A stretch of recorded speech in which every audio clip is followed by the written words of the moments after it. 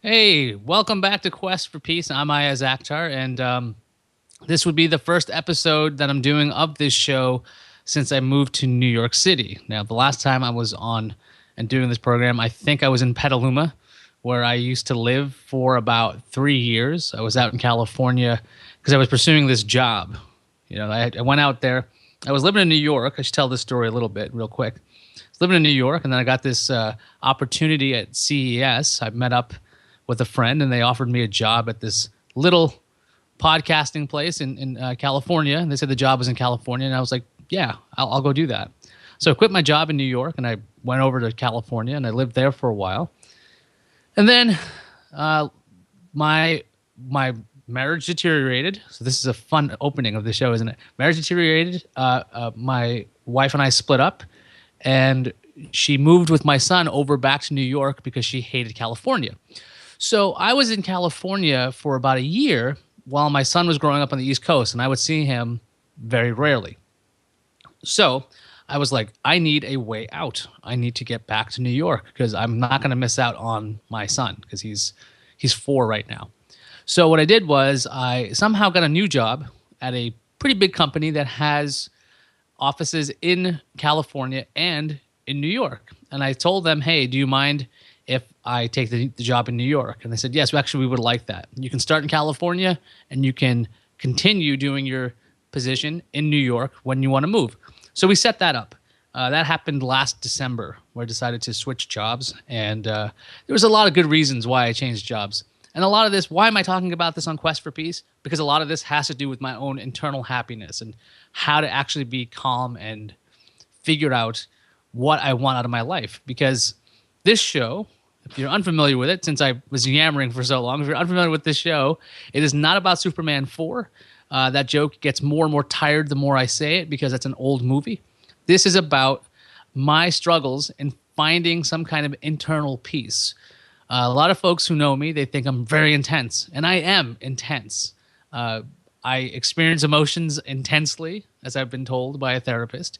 And I'm always trying to figure a way to be content. And for the longest time, I thought being content was the same as being complacent. So I would always try to do something else, try to create something, try to become something. Just trying not to be comfortable, but trying to be happy. And so since my son was born several years ago, when it was, well, 4 years ago now, I was thinking, hey, I need to get a handle on my brain because it's like a madhouse in there. It's like an internal angry man constantly going, rah, rah, rah. And I didn't want to deal with that because my son's going to grow up and he's going to have my characteristics in there, and I need to make sure that he has a better way of handling it. And if I'm responsible for him, I'm going to make sure that I have a handle on my own brain so I can tell him, hey, here's a shortcut. Now, I know for a while he's not going to want to listen. He's going to turn into a teenager and rebel at some point, which is fine because everybody does it. But if I have some insights into the way I work, I can help him. It's already helped me in raising him in some degree. Today, started the show late. Why? Because my son wasn't leaving. He was going to go. He's going with Liz, who I live with. I live with my girlfriend, and she was taking Aldrin to the park. My son's name is Aldrin. He's named after the astronaut. And they were going to go to the park, but there was some confusion as to what to bring and what not to bring and whatever, because that he's a kid, so he wants to take one of his cars and whatever. So anyway, I get to see him a lot more, and I'm in New York now, and trying to figure out how to be happy. And so I'm going to talk about this whole move because this whole move has been messing with my happiness. Let's be serious about that. Okay. Moving is really freaking stressful. I don't like packing up my stuff and finding new places to live. I especially don't like doing it across the country. I moved out to California 3 years ago, 2011, and I moved back to the East Coast in 2014. So it's a very quick turnaround on this California adventure, as it were. But a cross-country move is very expensive, especially if you have 2 large dogs. Now, I have 2 large dogs. They're large dogs according to every apartment complex ever. So I had to decide whether I'm taking them with us or not because they cost money to ship. I'm not gonna take an 8-day excuse me, an 8-day drive across the country. Now, this is the wrong time for somebody to be ringing the bell, and I have to actually get that because if it's important, I should be getting it. So this is going to be a very awkward moment of the show, which is going to require editing. I apologize. I will be right back. I'm sorry. Well, guess this. Get this. Somebody apparently broke the key in the door of our apartment building, which is going to make this so much more fun in the long run. Anyway, so I was talking about moving out here. And moving across the country with dogs is very expensive because I'm not going to drive them 8 days across the country. And I have to find hotels that could take dogs. So that's going to be very expensive and time consuming. And so I was shipping them with a pet company because that was a thing. But that's pretty pricey. You know, one dog is expensive enough. 2 dogs, pretty expensive. So I decided to keep the dogs and pay for their move again across the country. So these are well-traveled dogs. They're sitting over there. You can't see them. But that was one thing. So there's a lot of money involved in moving across the country. And I had a house out there that I had furnished like 3 times because that's even more complicated as a story. So this move was very stressful because I had to look for an apartment on the East Coast. I had to rely upon my very unreliable older brother, who, if you guys don't know, I have siblings. I have an older brother, an older sister, and a younger brother. My younger brother's birthday is tomorrow, so happy birthday to him. He's turning 32. Tomorrow the 29th. If you're listening to this on the 29th, it's not tomorrow always. It's his birthday actually does happen. So anyway, let's see. This move across the country is very expensive. And so I had to use, this is terrible language. I had to use my brother for help or rely on him. And he did a good job. He came out to apartments. He got to see them. He took pictures. He tried to explain the layouts of them. So actually what happened, I'd be on the phone with him and I'd be drawing out the layout because for some reason he didn't do that. I don't know why. I would have done that. But I did that from across the country, just drawing it out. He's like, when you walk in, you turn right and there's a wall. You turn left, there's a kitchen. So I drew these out, actually have it somewhere in this apartment. And I had to find a place and I had to decide what I wanted to do. I work in, I guess technically the Midtown East. Okay, I work in the East Side, and I hate commuting. I absolutely hate it. When I was in California, when I changed jobs, I was coming from Petaluma all the way to San Francisco every day via bus. So we're talking about an hour and a half in the morning and an hour and a half on the way back. So every day, about 3 hours, I was wasting in a bus with strangers and terrible suspension, and it would just jostle my internal happiness. Let's just say that. Really challenging kind of thing. So when I also moved out to Petaluma, the reason why I moved to Petaluma in general was because my job was there. I was 1 mile from work, so my commute time was nothing. So I came out here to New York, and I'm like, do I bother living close by to work? Because that's going to be expensive. I mean, this is Manhattan. It's not like I'm moving out to Nebraska somewhere, Lincoln, Nebraska, which I'm assuming is still very cheap to live in. This is Manhattan. And I had to weigh a bunch of stuff. You know, how much money am I going to pay per month to stay in a place that allows dogs, that is by a subway, that gets me to work in less than about 30 minutes? So a lot of these requirements are very, very high. Like I really wanted something good. And so I had to figure out, is that worth it to me? Is the lack of commute time going to make me feel better on a day-to-day basis? Is being in Manhattan going to be something I want? Because for the longest time, I've wanted to move to Manhattan. I've lived in Manhattan a couple years, maybe 1 or 2 years of my whole life. I'm from Queens, GFQ network. I'm from Queens. And so I was like, you know, Manhattan's really cool. You don't ever need a car. You can walk around. Subways never stop. They just slow down. And I'm like, I love this idea. So eventually I got a place on the west side, and it was pricey, and I probably could get like a much larger place. I have a 1-bedroom place, and it's tight. All right, it is tight. I got 2 dogs. I got a girlfriend. I've got the boy who comes by every now and then. The boy is my son. He comes by every other weekend, and he's got like a loft bed, so we have a space for him. But it's tight in here, you know. Like you bump into things. It's just. I used to have a 3-bedroom house. So a 3-bedroom house and trying to consolidate that down to a 500 square foot apartment, that was fun and challenging. And I had to talk to a friend of mine who helped me do this move. Shannon Morse, who's been on the show. She came over. She was helping me pack. And a lot of this had to do with this completely cutthroat, ruthless kind of way of eliminating the amount of things I had to even move. And so we just started throwing out as many things as possible because let's be serious. You have these ideas. Hey, I have these projects I want to do. And maybe one day I'll use that tablet PC I have from 2002 to become an awesome digital picture frame. Even though the viewing angles are crap, it's running Windows XP and the resolution is garbage. It's like, no, just take the hard drive out, say goodbye. So a lot of that had to help. So when I came out here and I have a lot less stuff, it actually made me feel better because I wasn't just buried in things. So what does this all got to do with happiness and the quest for peace? Well, the less stuff I have, the happier I get because I hate moving. As I hate moving, I really take a hard look at the things I own physically and decide whether they should exist or not. And I just did another pass with some of my stuff. I'm looking at all my comic books. I've got a bunch of them. I'm like, okay, listen, I haven't picked up these books apart from moving them in years. I love them. I cherish them. They're on display and available. But seriously, they don't get used very often. So I'm starting to get even more ruthless. I looked up these books and saw if they're available digitally.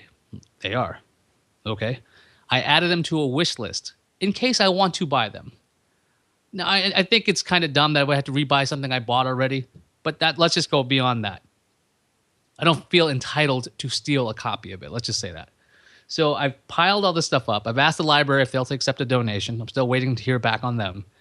But I'm taking a bunch of books that I've had for a long time, and I'm like, okay, I'm going to get rid of them because I value space, and I value having open slots for other items that are now in storage above an alcove. So this is to make me happy, in theory, right? Because if you're trying to find stuff, I don't know if you find this agitating. I find it very agitating trying to find something that you have, but you have no idea where it is. Or you have a general idea, and it's just stuck somewhere. So the less stuff I have, the more I can find them, and the easier I'll be able to find them. Because right now there's a storage space right above the closet in the bedroom. It's a nice alcove. And it's housing like tools and guitar cases and other stuff like that. Because, well, you need to do that. So I want to have less stuff. I sold a bunch of my guitars before I came out here, which was, I felt bad. I felt like I was giving away a friend or something. I mean, I had like 6 guitars and 2 bass guitars, and I kept 1 guitar and 1 bass. Well, electric. I kept another acoustic, but that was very difficult. So the question was, moving to Manhattan, is that going to make you happy? Much smaller commute. I do have a very small commute. That does make me happy. I do enjoy that. I'm not on the train long enough to listen to, like a great podcast, like an hour-long show. I don't have enough time to read a book because I'm just standing there cramped on the 2 train. But that doesn't mean that I hate it. It's like, no, I'm back home and I can leave really late. I can leave at like 9 o'clock in the morning and I get to work by 9:30, which is great because if I wake up at 6, I'm awake for 3 hours before I even do anything, which is really nice.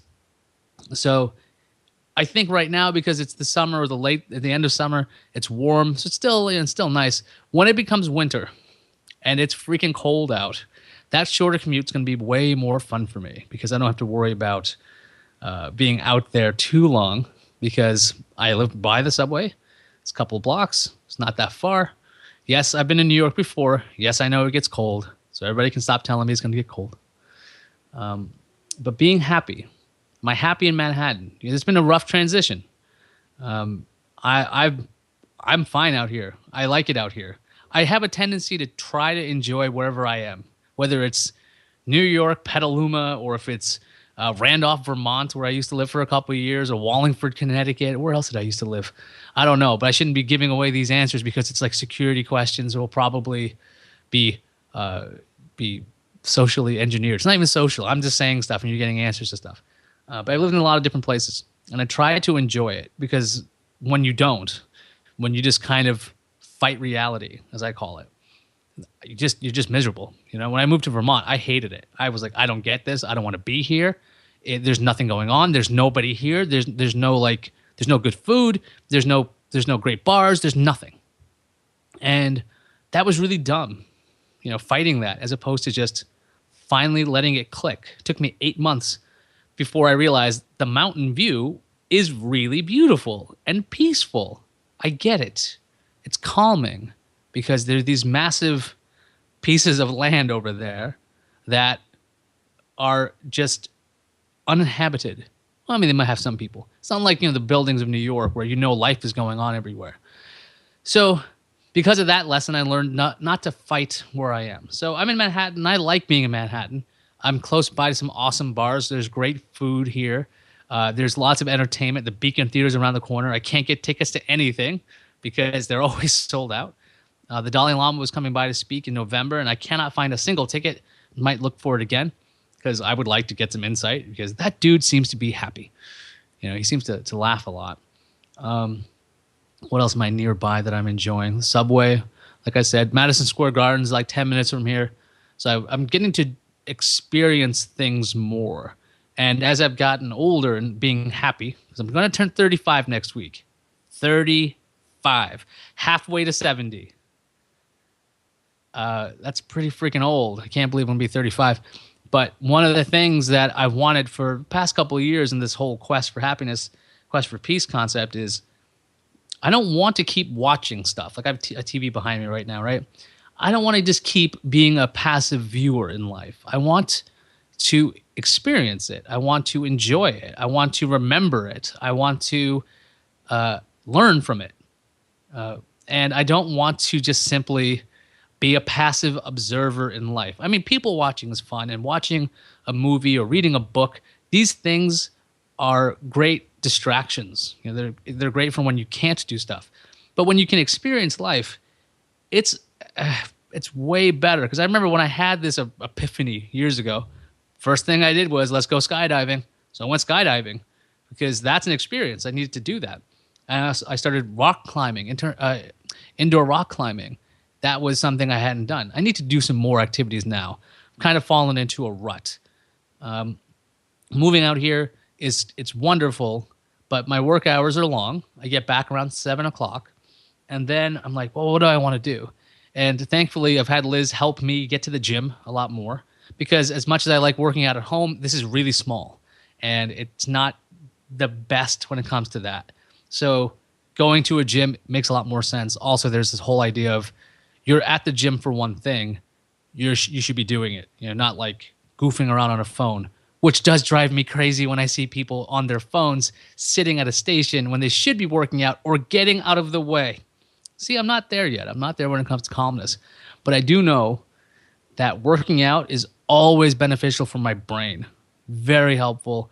I'm not making this up. I bring this up a lot of times because it does help me. It's a mental relaxer. You get basically your brain's like, here's some drugs, be cool. Like, yeah, cool. And I'm too tired to be freaking angry because when I work out pretty hard. So I'm exhausted after. Although I'm not exactly right. I'm not super happy right after. I'm like Ra's al Ghul after the Lazarus pit. Just kind of nuts like for like an hour after. It's like, give me some protein and leave me alone for an hour. So, because usually I'm just irritated that I'm not as good as I want to be. So that's a fun thing to have. But yeah, I've been in a rut out here. Like I moved here. I'm like, oh, there's lots of great bars. So I go to them. I'm like, this is not fun.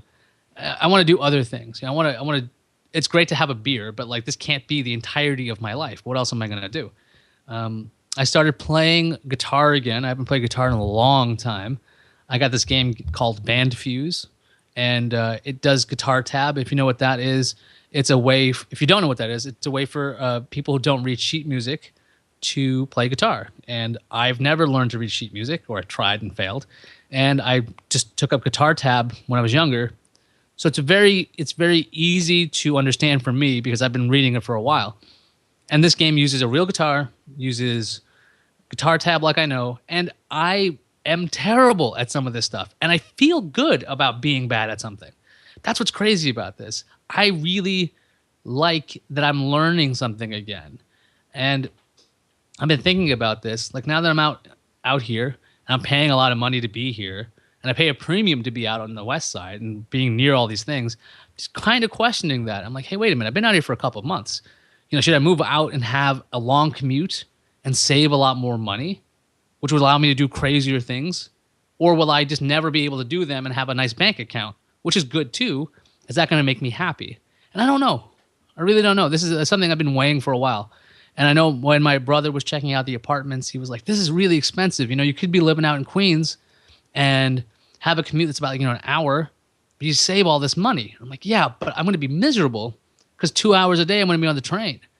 And I don't want to be on a train for 2 hours. I don't want to get up early to get to the train. I don't want to say at the end of the night, I can't be out with you guys from work because I have to go a whole hour after this, which I really didn't like in California, where I had to do that a lot. It's like, oh, I can't hang out in San Francisco. The last bus is at 7:40. I get home at 9 o'clock at night. Then I have to sleep at 10 to get up at 5 to get the 5:35 bus. Like, it was not a good time doing that commute. Really enjoyed the San Francisco office. Enjoyed being in San Francisco.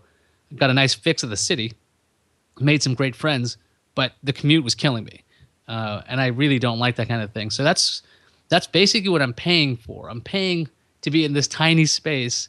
And the real thing is I'm not paying to be in here. I'm paying so I can go outside. And so in my quest for peace, as I keep saying this, it's not a drinking game like every time I say it. It's starting to sound like one. In my quest for peace, I've been trying to figure out what's more important to me. And I think maybe in the long run, when I get older, just really old, I don't know when, because I'm pretty old now, that I will finally think, yeah, a house with a backyard and a driveway and 2-car garage and whatever the heck you would have. Maybe at some point I'll think that's a good idea. I've already had the suburban life for a couple of years. I really don't like it. I've never liked the idea of, I don't really like driving anymore. I used to love driving when I was like 16, but that was like 20 years ago, right? I don't need that kind of freedom. Just give me a subway and give me a MetroCard and I'm happy. I don't need, or an Uber. Just get me somebody else to drive. I do not want to maintain the car. I don't want to maintain insurance. I don't want to worry about flats. I don't want to worry about theft, damage, any of this stuff when it comes to ownership of things like a car. But I am getting to live this experiment where I'm in a 500 square foot space, a tiny kitchen where I barely ever cook if it's not microwaved. I can't really work out at home without like disrupting somebody else. It's like, okay, Liz, can you just go into the one bedroom while I hang out and like sweat all over this floor and then come back out in an hour? Which is, I think, doable, but it's also not as, great as like when I had a house and I was like, I'm just going to go out to the garage, work out, sweat like crazy, come back inside, take a shower. That kind of activity, just a different kind of mindset. Although, I mean, I'm not crazy. If I was paying, if they had a 2-bedroom at what I'm paying, I probably would have gotten that. So it's not like I really want to be in a tiny space. But I also wanted to enjoy this idea of, could I do it? Could I, not enjoy the idea, explore the idea? Because I've looked into small space living for a long time. And I wanted to be a minimalist and to have a cutthroat idea of material possessions. Because to me, stuff does not equal happiness. Stuff is not happiness. I can own, or I can enjoy a lot of things, right? I can have a lot of toys. But the idea of this, what drives me nuts, is that there's a lot of costs to carrying these things. So if you got, like when I was a kid, I always wanted my own airplane. I always wanted to have a private jet. And then I ran the idea by my dad. He's like, well, you're going to have a hangar and there's fuel costs and then there's licensing fees and then there's this and this and this and this. And the more he talked about it, the more I had realized, actually now I'm realizing this, that he probably looked into it and he didn't want to pay for this because it's crazy. Why would you do that? Why you would do it is so you can fly anywhere, be on your own schedule. I love that idea. Not having the same uncontrolled environment, right? If it's a private jet, you know who you're flying with. It's a little bit easier to handle as opposed to the uncertainty of, is there a crying baby? Is there a very large human being who's going to be spilling over into my seat? will my window seat actually have a window, or am I on the side that has a placard that's covering that section? Is there going to be a rude flight attendant? Is there going to be some weird looks because I'm brown? What am I going to get into? But anyway, it's not worth it. Like just being mildly inconvenienced for about an hour before I get to somewhere. Well, that's fine, and it's not worth the cost of ownership. What I have found out is access is just as good as ownership. Like I don't need to own a beach house, but like if I can access one and I enjoy it the same way, I don't need to worry about the insurance costs and the flooding and whatever else it is. Because as I've gotten older, you become really freaking aware of all the expenses you're paying for. And I'm like, okay, let me just farm this out. I don't want to be doing this. So am I happy in Manhattan? Man, this is like a stream of consciousness thing. So I don't know whether you guys are enjoying this or you're miserable with it, but thanks for still listening at this point. I should push the show a little bit. This show is called Quest for Peace. It's available at gfqnetwork.com, where I do 2 shows right now, Quest for Peace and Podcast Without Pretense, 2 programs that I enjoy doing. And that's what's one of the best things is I'm enjoying doing this. That's one of the reasons why I do this. And why I do this program is because I'm really curious what makes people tick. And normally I have guests on this program, or I used to. I'm going to bring that back. I'll have some more people to interview and find out how they have found happiness, what they do to curtail their brain from going out of whack like mine is most of the time.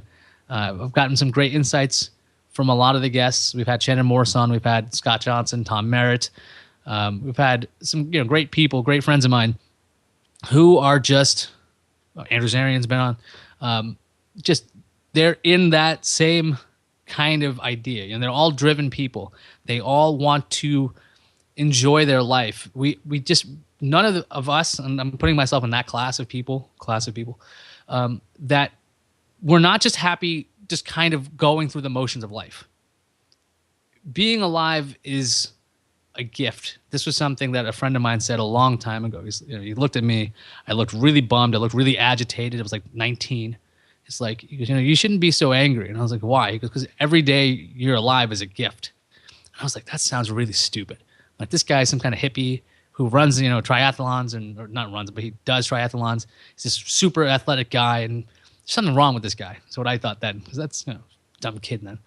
And I was like, okay, well, maybe he's right. Dude seems happy. He's a personal trainer. He's doing what he enjoys. He's exercising. He likes music. He's having a good time. And that was something that stuck in my head since I've been 19. So this has been in my head for a very long time. So a lot of us are like, this is life, and you don't have another chance. And yeah, there might be an afterlife, and I have no idea. And there might be reincarnation. I have no idea. I have no idea what happens after this. But if you're going to be here, you might as well enjoy your time. And my big thing, and I've been like the way I've been trying to hack this together in my head, how the hell could I ever be happy? Everything annoys me. Everything. Ticking clocks drive me insane. Just hearing tick, tick, tick, tick. I don't know why. I don't know why I fixate. I don't know why my brain is like, you hear that freaking noise? Yeah, I hear that noise. I want to kill everything. See, that's a problem when my brain does that. I'm like, I don't want to do that. So my big hack has been, how do I create a mindset that I can just hear what's happening or see what's happening and just merely observe it without reacting to it? How can I just simply be? Or in a more complicated way, how can I be less annoyed? And the real thing is, these things that drive me nuts, ticking clocks or like honking horns or car alarms or, a rude person on the subway who bumps into you or whatever the heck it is, those things are always going to happen. All right. There's nothing I can really do about that. I mean, I've thought about having a bunch of bodyguards with a bunch of cow catchers and get the people out of my freaking way. And if there's a ticking clock and I have a personal assistant who's like, take that battery out of that clock, that would be nice. That would be insane, but that would be nice. But then again, I'd find something else to get irritated with, right? Let's be straight about this. If I find these things irritating, I'm going to find everything irritating. So the concept is, how to be less annoyed. And I've done that through some degree of meditation, where I've listened to this one guided meditation on Buddhify 2. It's an app for iOS. Costs a couple bucks, but it's worth it. And this concept, you don't even need to buy the app to know this concept. It's this idea of just observing things, just being in the space you are in, and simply letting yourself see the item that's happening or listening to what happens, and just giving yourself permission to feel what you're feeling. And then just trying to move past it, because it's really not that important. There's also a thing called non-identification, which I think is extraordinarily helpful. That I am not my opinions. I am not my fan loyalties to sports teams. I'm not my own actions even. I'm like, and to other people, I'm that way. But I'm bigger than that. So I might get angry about something, or somebody might do something that angers me, but I don't want to just say, you know, this person is just, they're just a crappy person. It's like, no, they did something stupid. Everybody does something stupid at some point. Just don't identify the action with the person. You can identify the action as its own. I can identify my own actions as my own. But like, if I'm a Yankees fan, the Yankees are not getting the playoffs, I'm not going to feel bummed about that. I might feel like, that's too bad.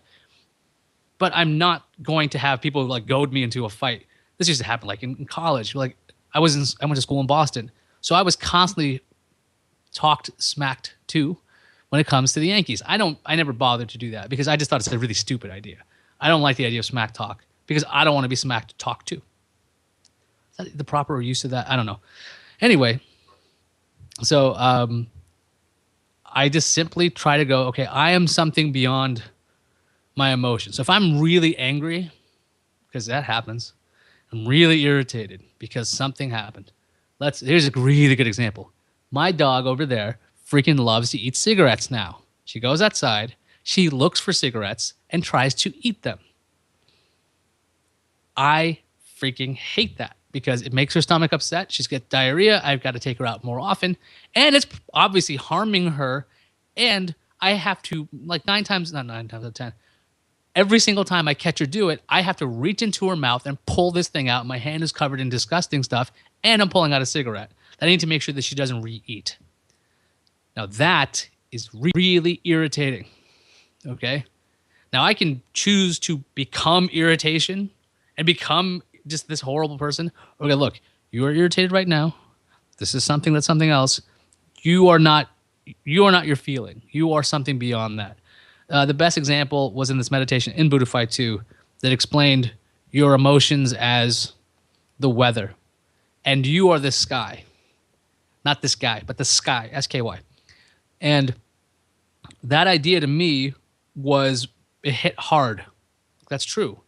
You know, just because there's weather going through doesn't mean the sky is changing. It just means that the weather's changing. This might all sound like a bunch of nonsense to you guys. So if it does, I apologize. But it really did speak to me. But this idea of not identifying yourself as the weather, but as the sky, just kind of blew my mind. Of like, just simply separate these two things, because the weather will change. Things will pass. But you're always going to be you. So I've been trying to figure out ways to be less annoyed about everything.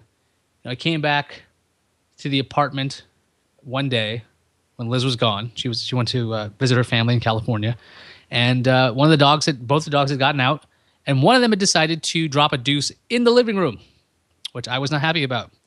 Now, the only thing I could do was just clean it up, take care of the dogs, and do something else.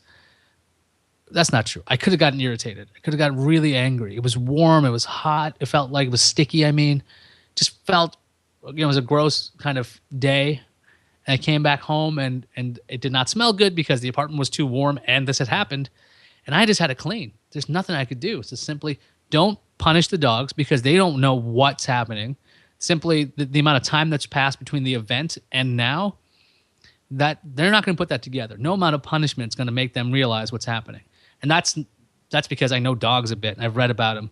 And it's really dumb to try to punish somebody for something they don't even know what's going on. All they're going to think is you just lost your mind. So I just immediately took care of them, cleaned the place up. A number of times I probably scrubbed the ground about I don't know, 5 or 6 times that day, and I kept doing it in a process so the place wouldn't reek, and it smells fine now. And I don't know really why my brain didn't trigger like just extreme anger and frustration, and just it's like, no, the only thing you can do is the next step. You can get really mad that this happened. That's not going to undo anything. That's one of the things that I've been trying to really stick to in my head. Yeah, you know what? Something crappy happened. We can just sit here and get super angry and just get annoyed. Just be like, you know what? That did happen. That really bothered me. That really bothered me that this happened. Yeah, that's wonderful. But it's already done. This is something I've been trying to figure out with my older age. Of like, this stuff already happened. What can you do now? Because otherwise, if you're just sitting seething or just pacing or whatever, if you're not doing anything to address the issue, you're just going to seethe. You're just going to burn. You're going to get angry. I really don't like burning. I don't like being angry anymore. I really don't like it. It's just kind of frustrating. It's funny because you get angry about being angry, or I do. And I'm like, no, can't do that. Got to really pull back. Go back to that non-identification. I might feel angry. This is going to pass. What can I do about this? What is addressable? And one of the things I've learned is that distracting myself is not necessarily the answer. If I am upset with something and I am merely just looking at Reddit or playing Tetris or something just to take my mind off of it, that won't necessarily solve the issue. I might just get just as angry right after I'm done with it. And if you're not using your time to address the issues you're having, you're not going to get over them. Anyway, that's a whole lot of stuff for the first episode back. Moved to New York, in a rut, working on it, meditating a lot more lately. I've got hobbies, playing guitar, going to the gym again, trying to find new non-bar activities because I love beer, but I really want to do more with my life than having a beer.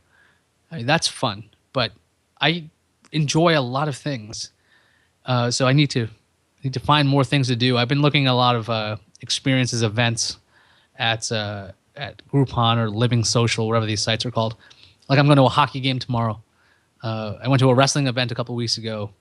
I enjoy, like, just, do you remember that time we did this thing? I like that idea. I want to enjoy that more.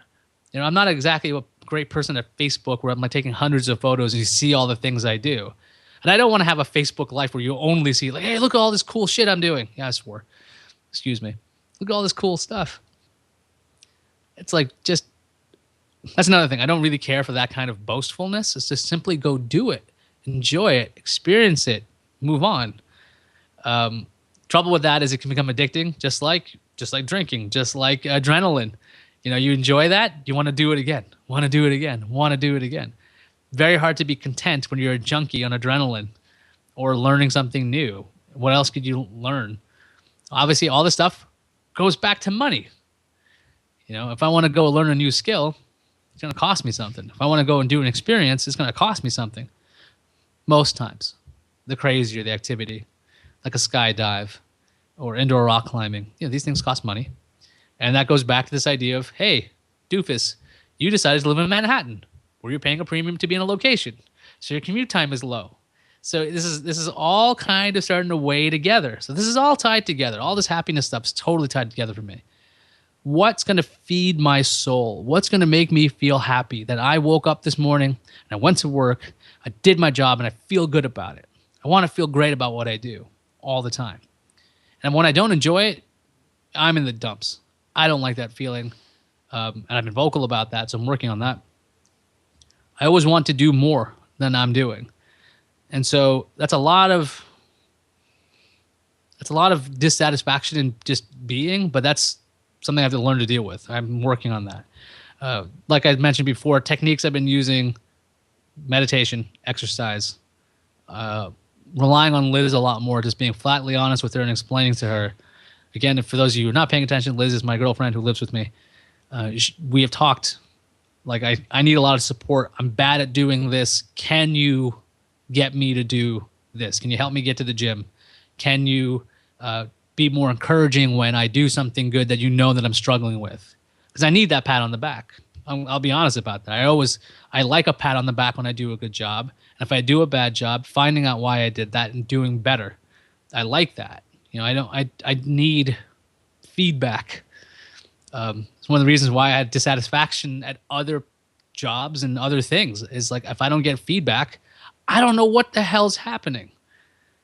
And maybe that's my own problem because I probably could figure that out. Maybe there's a bunch of people out there who don't need feedback and they don't need a pat on the back or they don't need constructive criticism. Maybe they just don't want to hear it. And there's some kind of class of people who do that. I don't know how to do that. I like figuring stuff out. I like finding out things. I once had this job interview where I was asked the question of, well, what happens when you do a project and you've gone too far in the wrong direction? And I had to make up an answer because that was a complete BS question. Because for me, that doesn't happen. This sounds like I'm boasting, but it seriously doesn't happen. I don't go the wrong way in a project because I'm usually asking questions as I'm doing it to make sure that I'm doing the project correctly. So I don't go the wrong way in a project. I should have answered that way. This was back when I was in my 20s. Should have just told people that. It's like, I don't do that. I'm sorry. I can't. Because I look for feedback. I look for answers. I look for advice from people who know what they're doing. So I'm not going to go the wrong way and too far. I might go one step too far and go, is that correct? And they go, no. And I go, oh, I'll undo it and try it again. I don't even know where I was going with this. But anyway, I was explaining how the people who don't need feedback and I need feedback. But I've been working on just all of this stuff together. Having a move, being the new guy at work for like the third time. It's the second time this year, actually, that I'm the new guy at work because I was the new guy in the San Francisco office. Now I was the new guy in the New York office. Now I'm less the new guy, which is nice. Just, new adjustments, new buildings. The place is being renovated at work, so it's still very in flux. So there's a lot less stability. And this apartment finally came together. There's a tool chest behind me, and I need to fill it so I can clear up some of the storage space. I'm very happy that this exists now. All of these things are coming together to find a bit of certainty in a basically insane kind of situation. And I'm still trying to figure it out. Is it worth the money to stay out here and go to a gym instead of working out at home? Is it worth it to find activities that are on a discount? Because if I wanted to go bowling in Manhattan, I used to go bowling all the time in Petaluma. Bowling in Petaluma is dirt cheap. Well, if I want to bowl out here, it costs an arm and a leg. Now, if I moved out to Brooklyn or like Queens, costs go down. It's not going to be like as cheap as Petaluma, but it'll be cheap. So I get to have more experiences, but I might be miserable every day because I have to do 2 hours of commuting. I don't know what's worth it. For me, I think the time is worth it. But that's what I think right now. That's why I'm living in Manhattan. Will I be living in Manhattan next year? I have no idea. I plan to, but one of the bigger things I learned in this whole quest for peace thing, don't worry about your plan necessarily, because you can work towards the things you want to do. But man, it's hard. You're not going to necessarily run the way you plan. You're not going to get into the planned life. It's funny, about 3 or 4 years ago, I wanted to move to Manhattan. I wanted to be working where I work now. Oddly enough, 3 years later, I work in the same building I used to work in 3 years ago. I was looking to live on the east side when I was moving out of upstate New York. I live on the west side. I have the 2 dogs, again, who I didn't have for a while. I have the short commute. I have my son every couple of weekends. So it's kind of like this Twilight Zone version of a life that I wanted to have. So I don't know if this is the right way to go. And as I'm getting older, I'm 35, I'm going to have, this is going to be fun. Having a quest for peace while having a midlife crisis, freaking fantastic. So I have no idea how this show is going to go from here on in. I know that I'm dissatisfied about a lot of things right now, and I'm handling them a lot better, and I'm trying to figure this stuff out still. So stay tuned all season. I don't know if we're going to do seasons. I'm just going to call them seasons because if there's going to be a large break, just call them seasons. People expect that. Stay tuned this season to find out what the hell am I going to do to be happy. And hopefully next week I'll have somebody here and we'll talk about what they did to be happy. I have no idea who I'm going to talk to. Maybe it'll be somebody I talked to before. Why not? But next Sunday is my birthday. So I don't know if I want to do a show on my birthday, but I don't know. I have no idea. I'm going to figure this out. But this show is back. I'm really glad you're here. If you wanted to find out more about this show, go to gfqnetwork.com. If you want to follow me on Twitter, I'm at Iyaz. That's IYAZ. You can find out things about me there. Let's see. I'm really terrible updating my blog at iyaz.tv. So stay to Twitter with me because that's pretty easy. If you are a Facebook person, you're like, hey, I really want to follow you on Facebook. I do have that option. I'm Iyaz Akhtar on Facebook. You can find me. You can follow me if you want to. I really don't post there that often, but when I do, it's different than Twitter. I do make a very concerted effort. If I put something on Facebook, it's not on Twitter. If it's on Twitter, it's not on Facebook. And Google Plus, I'm there, but like I'm a ghost. I don't like it. I'm sorry. I tried to get into it, and when I got into Google Plus, everybody who knew me at that point only wanted my information about technology. Should I show them any interest in something called beer, or any interest in something called life, or any interest in something called sports, I would get flamed on Google Plus, which kind of put me off of it. It's like, I'm a human being. I'm a three-dimensional human being. I have other interests other than technology. So, you know what, next week, I know what I want to talk about in the next episode, about being a nerd, because I don't know which group I fit in with anymore. That's a whole other thing. Who are you? I'm playing with the rubber man. It's very exciting. Anyway, that does it for me this time. Go to gfqnetwork.com, subscribe to this show. So when you subscribe, when this show does show up, you can get it automatically in iTunes, or you can get it on YouTube. You can subscribe on YouTube. Do that stuff, because that's the easiest way to get this program. Thanks, everybody, for listening and or watching. I'll be back in a while, still trying to find happiness and trying to find some peace in this wacky, wacky world.